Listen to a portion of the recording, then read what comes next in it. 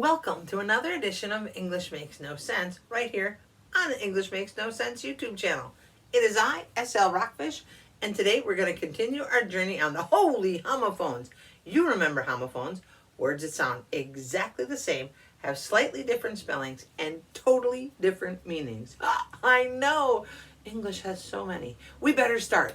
W-E-A-T-H-E-R, weather. You know weather, it's a noun and it's a verb. Weather, the noun, is the state of the atmosphere with respect to wind, rain, etc. You know, like, ooh, the weather is hot. What goes on outside?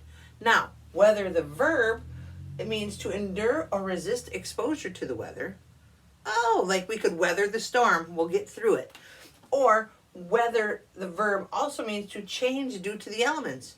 Like, ooh, my car's really weathering in this heat. Got it? Then we have W-H-E-T-H-E-R, weather, the conjunction. You know conjunctions bring sentences and phrases together. But this conjunction is used as a function word, usually with the word or. Oh, no, or. Come on. For example, I don't know whether he is staying or not. Got it? Let's review. Weather, W-E-A-T-H-E-R, the noun. Weather, the verb. Both have to do with the elements outside. And then weather, W-H-E-T-H-E-R, the conjunction, which usually is used with the word or. Why does English have so many words that sound exactly the same, have different spellings, and totally different meanings? I don't know, but now you can read and understand these sentences. I hope.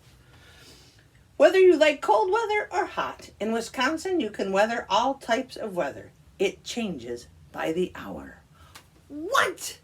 Come on, English.